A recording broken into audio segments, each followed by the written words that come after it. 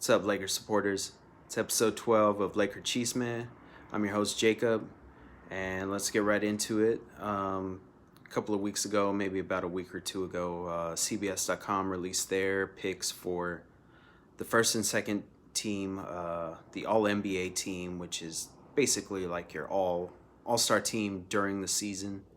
Um, this typically isn't awarded till like May or June, but LeBron's on team one with a few other people, the league's elite, who are not Lakers.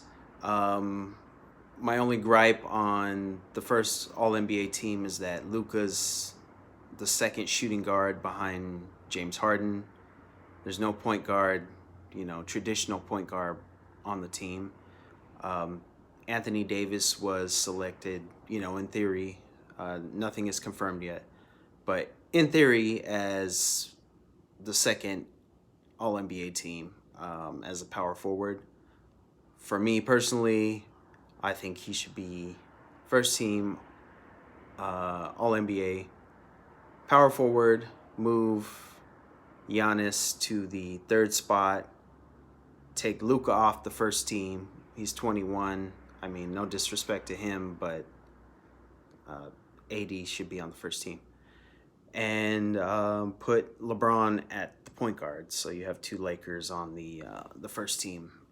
Again, that's my biased opinion, but I just think that it makes more sense than having Luka on the team because Luka hasn't been on the team for this season, for 2019-2020 that has maintained the first position in the Western Conference as well as the first spot in the Pacific Division. So I think it would make sense to put more of the elite players, just like Kawhi Leonard's second All NBA team.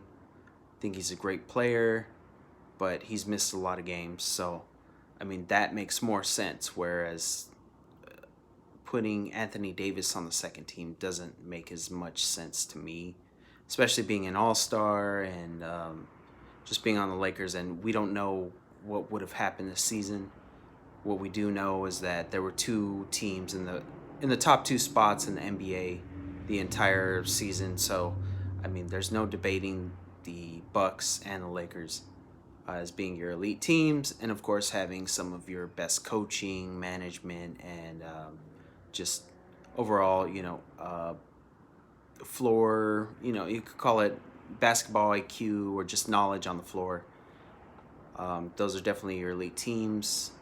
Had I been picking any team to come out of the West, I would have strongly favored the Lakers in 6 or 7 games, in the Western Conference Finals, and to go to the NBA Finals against the Bucks and probably beat the Bucks.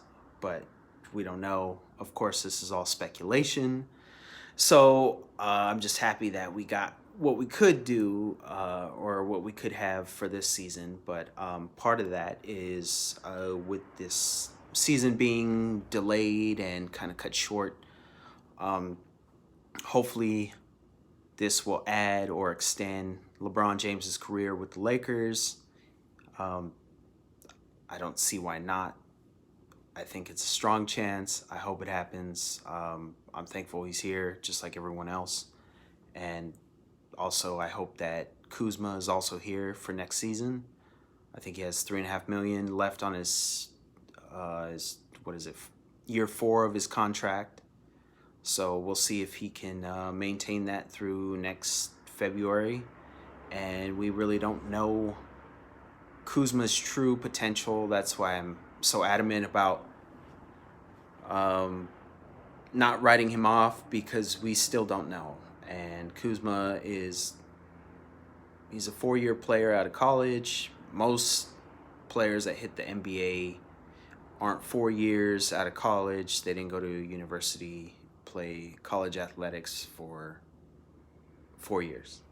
So they came to the NBA prematurely, and that's not saying anything against any NBA player. That's just, there are certain fundamentals that I see in Kuzma that I don't feel like other players who don't spend 4 years in college, don't have. And I think it would be kind of foolish to give him up early when we have no idea what he would do in the playoffs. And I've heard early comparisons to certain players, which I can understand, but I can't agree with in terms of the playoffs because Kuzma hasn't been there yet.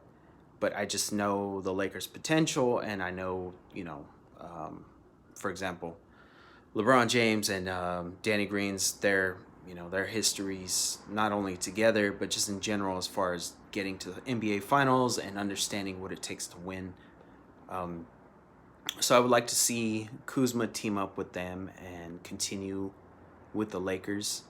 I look forward to this next season. I hope we find out who the regular season MVP is. I think you can make a strong case for LeBron and Giannis.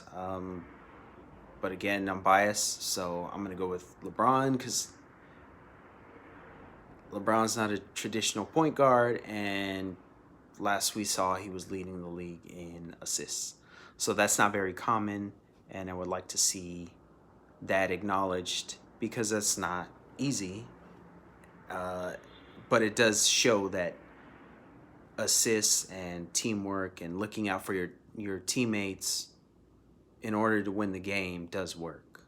Whoever's strategy is, or it could be Frank Vogel's strategy, LeBron's strategy, or whoever else on the floor, but you understand that getting your teammates involved throughout each game ultimately will lead to wins. If you have the right players who understand the game and don't make a lot of turnovers or mistakes. So it'll be interesting to see. Right now it's still April. We don't know what's going to happen in the next few months. I don't anticipate the league to commence or playoffs to start.